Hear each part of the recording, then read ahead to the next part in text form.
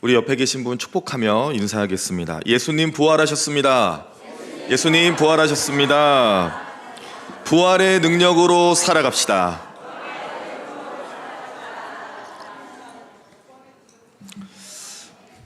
예수님 부활하셨습니다. 여러분, 우리 부활의 능력으로 살아갑시다. 할렐루야. 예수님이 사망 권세 이기시고 부활하셨습니다. 우리 온 마음과 힘을 다해 주님의 부활을 감사하며 다시 한번 하나님께 영광의 박수를 올려드리겠습니다. 아멘. 하나님만 영광 받으신 줄 믿습니다. 유명한 설교자인 마틴 로이드 존슨 목사가 죽음의 목전에서 이런 말을 교우들에게 남겼습니다. 여러분, 내가 병에서 낫기를 기도하지 마십시오.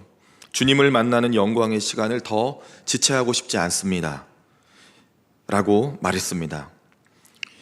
예수님을 만나 영원한 하나님 나라에 살아야 되는데 이 마지막 육체의 아픔, 고통, 죽음의 목전이 무슨 의미가 있는가라는 의미입니다. 예수를 진정 믿는 사람은 언젠가 마주할 죽음이 아니라 그 너머에 있는 진정한 생명, 영원한 생명, 그 산 소망으로 사는 사람들입니다. 그러니 우리는 죽음이 아닌 생명, 이 땅의 소망과는 비교할 수 없는 하늘의 소망을 품고 사는 인생입니다. 비록 지금 세계의 전쟁, 당면한 기후의 문제, 우리나라의 분단과 정치적 분열, 극심한 경제난, 또한 가정의 일들과 관계의 문제와 건강의 문제, 여러 가지 일들이 우리에게 질문을 하는 것만 같습니다. 과연 이 땅에 소망이 있는가라고 묻는 것 같아요. 여러분, 오늘 저는 부활의 소식이 담겨있는 복음서를 다루지 않고 관련된 사람의 글을 다룹니다. 바로 베드로입니다. 여러분, 베드로가 누구입니까? 십자가 사건 앞에 예수님을 부인했던 제자입니다. 십자가 사건 앞에 통곡하며 울었던 사람입니다. 십자가 사건 앞에 자기 소망을 잃었던 사람입니다. 그러한 그의 모습은 지금의 우리로 하여금 우리는 십자가 앞에 어떤 모습으로 서 있는지를 지난 한 주간 보게 하셨습니다. 예수님은 부활하셔서 그 소망을 잃어버린 제자에게 찾아가셨습니다. 그리고 그의 죄의식, 절망, 포기, 그 죽음과 같은 패배를 깨끗하게 씻어주시고 부활하셔서 승리의 소망으로 그의 모든 어두운 것을 진정한 빛으로 바꿔주셨습니다. 그 후에 꽤 시간이 흐른 본문이 오늘입니다. 그 후에 꽤 시간이 흘렀습니다. 베드로는 초대교회의 부흥이라고 하는 놀라운 사명을 감당 잘 했습니다. 그러다가 AD 주후 64년경 극악한 황제 네로의 폭정과 마주하게 됩니다. 너무나 극심한 박해가 있을 때 베드로 전설을 통하여 로마의 박해 아래 살았던 이들에게 이 편지를 보내게 됩니다.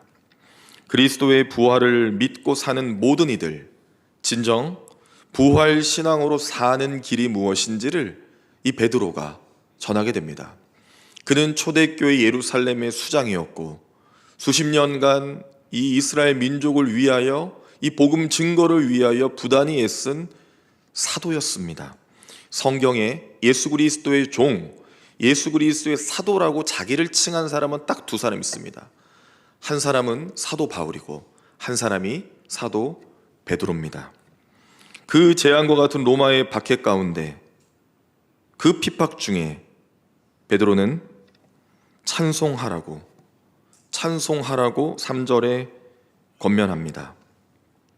로마의 대화재가 있었습니다. 네로가 저지른 일이지요. 그러나 그것이 그리스도인들에게 오해로, 누명으로 씌워진 겁니다. 그 죽음 같은 시간 속에 찬송하라고 했습니다. 사랑하는 여러분, 성도는 고난 중에 환난 중에 하나님을 찬양하는 존재입니다. 이 시편 42편 5절 말씀이죠. 내 영혼아, 내가 어찌하여 낙심하며 어찌하여 내 속에서 불안해하는가. 너는 하나님께 소망을 두라. 그가 나타나 도우심으로 말미암아 내가 여전히 찬송하리로다. 하리로다. 아멘. 고난과 환난 중에 찬송할 수 있는 건 하나님께서 함께 하시고 나타나 도우실 것을 믿는 부활의 소망을 가진 자들이 할 수 있는 은혜입니다. 사랑하는 여러분, 예수님이 부활하셔서 베드로의 통곡을 기쁨으로 바꾸셨습니다. 주님을 부인했던 죄를 십자가의 그리스도를 자랑하는 전달자로 바꿔주셨습니다. 네로의 폭정으로 고통받던 그리스도인들에게 그들을 살리는 편지가 되었습니다. 2025년 주님의 부활을 기념하고 예배하는 지금 이 시간, 우리도 흩어진 나그네가 되어 이 편지를 함께 읽습니다.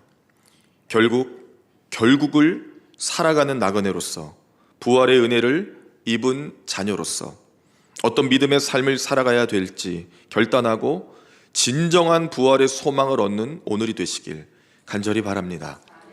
먼저 부활을 소망으로 우리는 나그네 인생을 삽니다.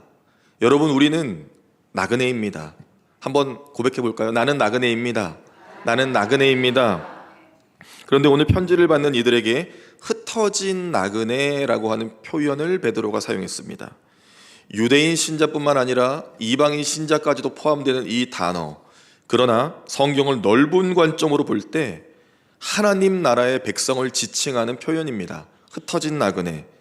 이 땅을 살지만 하나님 나라의 시민권이 있는 자, 하늘의 시민권을 가지고 이 땅을 살아가는 나그네, 흩어진 나그네, 그렇게 표현한 겁니다.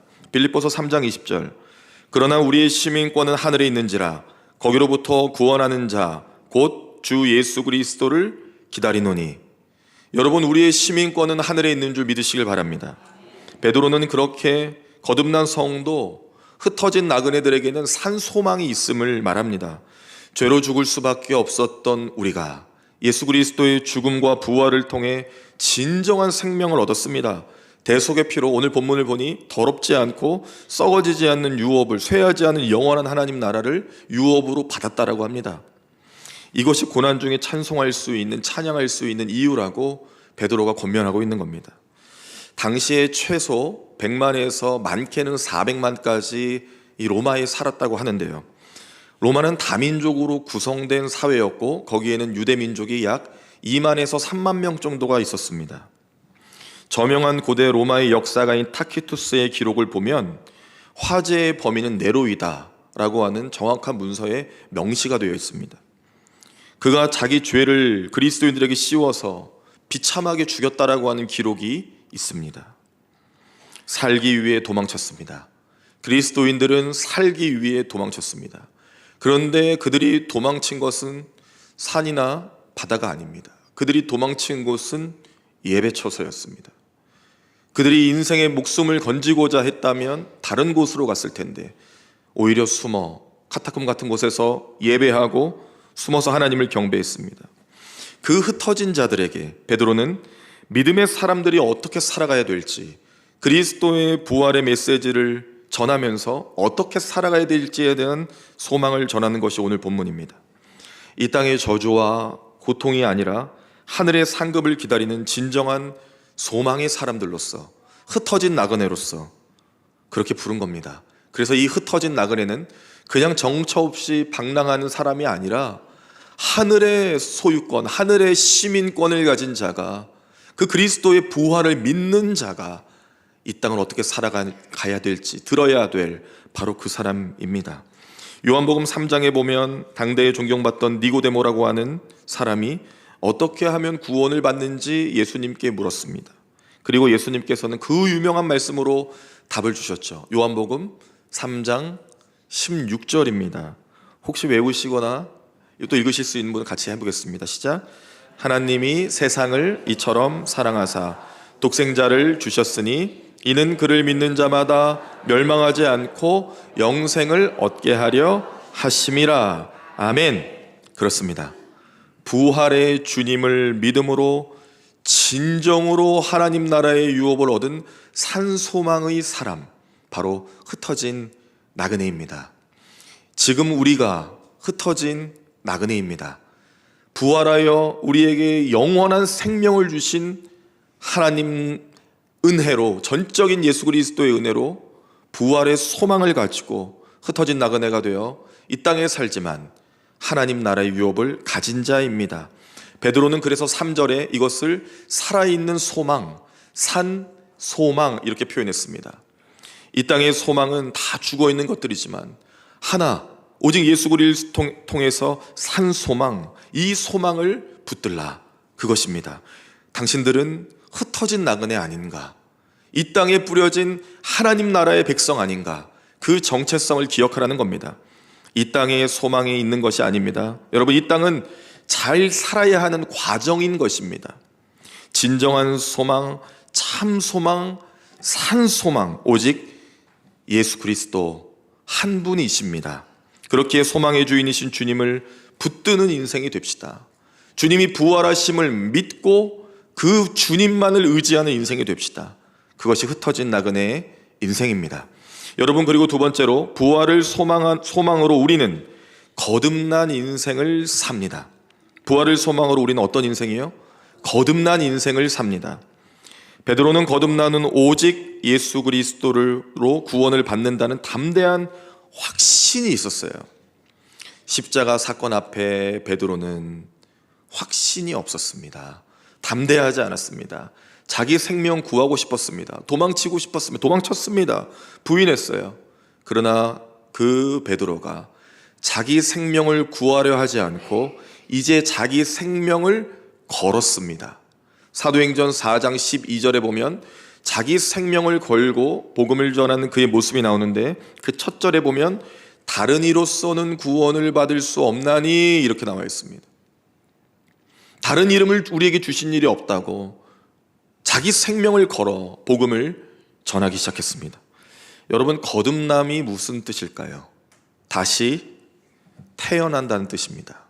거듭났다, 다시 태어났다, 부활을 경험하다, 체험하다. 베드로는 부활하신 주님을 만나고 다시 태어났습니다. 우리도 그렇습니다. 거듭나면 하나님의 나라를 볼 수 있습니다. 이 나라는 눈으로 보는 나라가 아닙니다. 이 나라는 믿음으로 보는 나라입니다. 여러분, 우리는 믿음으로 하나님의 나라를 바라보는 거듭난 사람입니다. 요한복음 3장 3절 말씀입니다. 예수께서 대답하여 이르시되 진실로 진실로 내게 이르노니 사람이 거듭나지 아니하면 하나님의 나라를 볼 수 없느니라. 주님이 말씀하셨습니다. 거듭나야, 다시 태어나야 하나님의 나라를 볼 수 있는 것입니다.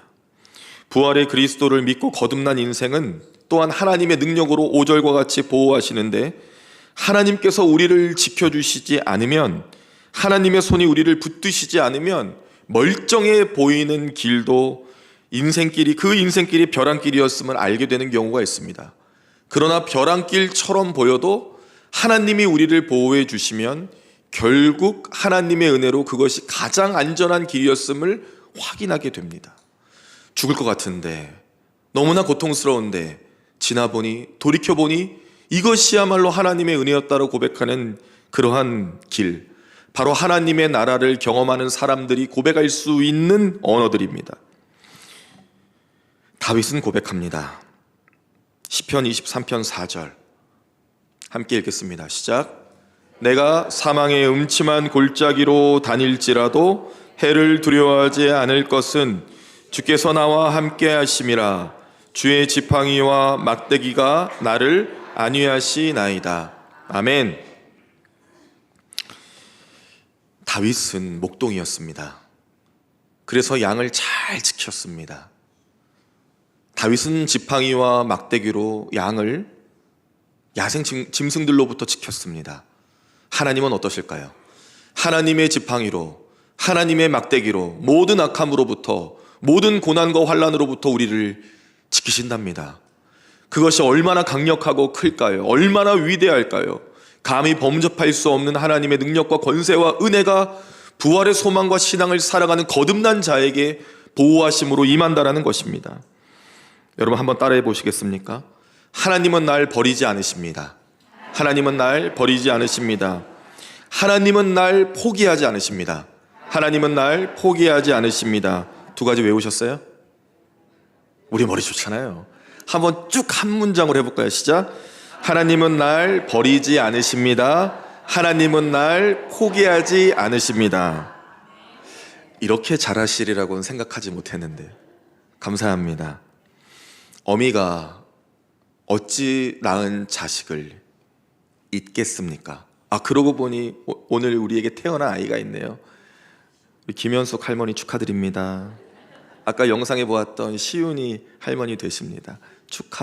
시윤이 맞죠? 네, 축하드립니다. 이렇게 귀한 생명을 낳았는데 그 엄마가 어찌 고생하여 낳은 아이를 잊겠습니까? 그러나 그 아이를 잊더라도 하나님은 결코 잊지 않으시겠다고 약속을 해주셨습니다. 주님의 부활을 믿어 거듭난 자는 그 약속을 믿어서 하나님의 보호하심을 받기 때문에 안전합니다. 예수 믿고 구원받음이 끝이 아니라 주님 오시는 날, 주님이 재림하시는 그 순간에 우리는 이 땅에서 사는 구원을 완벽하게 이루어 갈 수가 있습니다. 그 구원에 이르기까지 하나님의 손으로 하나님의 능력으로 우리를 보호하신다라고 6절에 나와 있습니다. 그러니 시험이 있고 시련이 있고 환난이 있더라도 오히려 기뻐하라고, 오히려 찬양하라고. 로마의 대화제의 주범으로 몰렸을지라도 억울하지만, 네로의 폭정 가운데 죽음 가운데 몰려있지만 그럼에도 불구하고 찬송하고 기뻐하자고. 우리는 거듭난 자가 아니냐고. 하나님이 우리를 보호하실 거라고, 하나님이 우리를 인도하실 거라고 그렇게 베드로가 말하고 있는데요, 저는 이 부분이 이 본문을 결정한 이유입니다. 십자가 앞에서 예수님을 부인하고 배신했던 연약한 제자가 자기 생명을 걸어서 전혀 다른 방향으로 멋지게 달려가고 있습니다. 여러분, 죽음에서 살아난다면 얼마나 놀랍고 기쁠까요? 너무나 고통받는 질병에 걸려 죽을 위기에 처해 있다가 하나님의 은혜로 살아난다면 얼마나 기쁠까요? 의사가 고쳐낸다면 얼마나 감사할까요? 그 의사 잊지 못할 겁니다. 그런데 영원한 죽음에서 영원한 생명으로 우리를 인도해 주신 예수 그리스도의 부활이 우리에게 담겨 있다면, 그것을 믿는다면, 진정으로 거듭남의 소망이 있다면 얼마나 기쁠까요? 얼굴이 달라요. 정말 기쁜 분들 얼굴 보세요. 어떤 상황에서도 얼굴이 달라요. 갑자기 여러분이 웃기 시작했어요. 얼굴이 다릅니다. 얼마나 기쁜지 몰라요? 지금 베드로는요, 자기 이야기 하는 겁니다. 너희들 그렇게 살아라가 아니에요. 내가 예수를 부인하고 시험 들고 시련을 겪었던 사람인데, 예수님이 부활하셔서 나를 찾아오셔서 나로 하여금 진정한 거듭난 자로 만들어 주셨고 인도해 주셔서 내가 이렇게 변하여 복음을 전하는 자로, 감히 여러분 앞에 죽음 가운데서도 주님을 부인하지 말라고 하는 자로 세워졌습니다. 십자가 죽음 앞에 근심했던 내가 이제 부활로 너무나 큰 기쁨으로 사도가 되었습니다. 함께 그 길을 걸어가자고 말하는 겁니다. 거듭난 자가 할 수 있는 말이죠. 견인입니다. 참고 견디다, 인내하다, 견인. 시간은 고통이지만 오히려 기뻐해야 될 연단의 과정임을 전하고 있습니다. 예수의 무덤은 부활을 위한 과정이었을 뿐입니다. 주님은 약속대로 무덤에 머물지 않으셨고 부활하셨습니다. 그 무덤이 있어서 진정한 부활의 감격과 은혜가 있는 것이죠. 욥기 23장 10절입니다. 그러나 내가 가는 길을 그가 아시나니 그가 나를 단련하신 후에는 내가 무엇처럼 순금같이 되어 나오리라. 개역개정이죠. 개역 한글 버전에는 정금같이로 나와 있어요. 근데 왜 입에는 이상하게 정금이 좀 잘 붙는 것 같아요. 내가 정금같이 순도 100%, 99.9도 아니고 완전히 정제된 순도 100%의 금같이 내가 되어 나아가리라. 부활의 소망을 믿은 자, 거듭난 자는 순도 100%의 믿음을 가진 자로서 하나님의 보호하심을 경험하는 분입니다. 여러분 모두 그렇게 되시길, 그러리라 믿고 또한 그런 삶을 사시 간절히 바랍니다. 여러분, 셋째로 믿음의 결국은 영혼의 구원입니다. 함께 읽어볼까요? 시작. 믿음의 결국은 영혼의 구원입니다. 아멘. 이 편지를 받는 흩어진 나그네라고 불리는 모든 소아시아에 있는 그리스도인들과 로마에 있는 그리스도인들, 그들은 구원을 받을 것이다가 아니라 이미 당신들은 구원을 받았다라고 지금 베드로는 전합니다. 여러분, 우리도 십자가의 죽음과 부활로 그리스도를 믿음으로 이 편지를 받았고 우리도 구원받은 흩어진 나그네이자 거듭난 자입니다. 주님이 다시 오실 때 완성이 되죠. 그날을 소망하며 지금을 걷는 겁니다. 그렇기에 살아있는 참 소망이 있기 때문에, 산 소망이 있기 때문에 시험, 시련, 환난, 고난 중에도 기쁨으로 견딜 수가 있습니다. 믿음이 좋다, 거듭났다, 하나님을 경외한다, 부활의 소망이 있다, 잘 견디는 사람입니다. 어떤 상황 중에서도 하나님이 나를 지켜주시고 보호해 주실 것을 믿기 때문에 잘 견디는 사람입니다. 믿음의 결국은 영혼 구원인데 여기서 영혼이라는 말을 푸시케라고 합니다. 푸시케는 영혼, 자아, 인격 그런 단어들이 포함되어 있어요. 그러니 죽어서 하나님 나라에 가는 영혼의 문제뿐만 아니라 이 땅을 살아가는 우리의 자아, 인격 이런 것들이 연합되어 포함되어 있는 겁니다. 그러니 구원은 우리가 죽어서 하나님 나라 가는 것뿐만 아니라 흩어진 나그네로서 하나님 하늘나라의 시민권을 지닌 존재가 이 땅을 거듭난 자로서 부활 소망 가지고 살아가는 것도 바로 구원입니다. 믿음의 결국은 바로 영혼의 구원, 오늘도 우리가 구원받은 자로서 살아가는 거고 결국의 구원을 이룬다는 것이죠. 예수님이 부활하셔서 베드로를 찾아오셨어요. 베드로를 회복시켜 주셨습니다. 사명을 건네주셨어요. 그리고 주님은 부활하셔서 오늘 우리를 부르셨습니다. 예배를 드린다는 것은, 성찬에 참여한다는 것은, 하나님 말씀이 들린다는 것은 여러분이 소명자라는 뜻입니다. 우리를 그냥 부르셔서 예배의 향기를 받으시지만 우리에게 또 전하시는 거예요. 디모데 후서 1장 9절입니다. 하나님이 우리를 구원하사 거룩하신 소명으로 부르심은 우리의 행위대로 하심이 아니요 오직 자기의 뜻과 영원전부터 그리스도 안에서 우리에게 주신 은혜대로 하심이라. 하나님의 뜻을 이루기 위하여 십자가에 달려 죽으시고 부활하신 주님이 우리도 그분의 뜻에 맞게 살라고 우리를 오늘 부르셨어요. 그러면 이 제자들에게 필요한 것이 무엇입니까? 딱 한 가지입니다. 하나님의 뜻을 쫓아 순종하여 살아가는 삶, 바로 그 순종이에요. 하나님의 뜻에 따라 십자가를 택하신 예수님처럼 예수의 부활의 능력과 구원을 얻은 자로서 주님의 말씀과 그 뜻에 순종하며 여러분 우리가 살아야 합니다. 마태복음 7장 21절이죠. 나더러 주여 주여 하는 자마다 다 천국에 들어갈 것이 아니요 다만 하늘에 계신 내 아버지의 뜻대로 행하는 자라야 들어가리라. 아멘. 하나님의 뜻을 따라 이 땅을 살아가는 영혼의 구원받은 자로서 승리하시길 바랍니다. 믿음은 결국 이루어질 일을 소망하는 겁니다. 부활하신 주님이 있기 때문에 우리가 소망할 수 있습니다. 결국 이루어질 거라 믿습니다. 주님이 우리에게 부활과 생명 되어 주셨어요. 부활과 생명이 되어 주셨습니다. 그 부활과 생명 되어 주신 예수 그리스도의 너무나 뜨거운 십자가의 보혈이 우리 남부교회에 흐르기 때문에 이 땅은 하나님의 거룩한 영향력을 거부하고 있고 부흥을 거부하고 있지만 아니요, 우리 남부교회는 꼭 그렇게 되리라고 믿습니다. 하나님의 거룩한 영향력이 쏟아질 것이며 반드시 주님이 부흥으로 인도해 주실 것입니다. 산 소망, 살아있는 소망, 죽은 소망이 아니라 진짜 살아있는 소망, 예수 그리스도의 부활, 그 능력을 믿는 소망. 신학자 앤드류 머레이가 말합니다.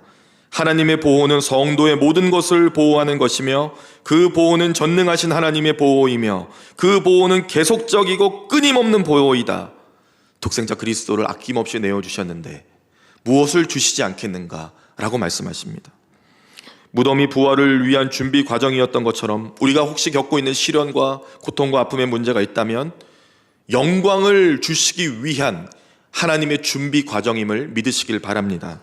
믿음으로 구원받은 자의 인생을 사시길 바랍니다.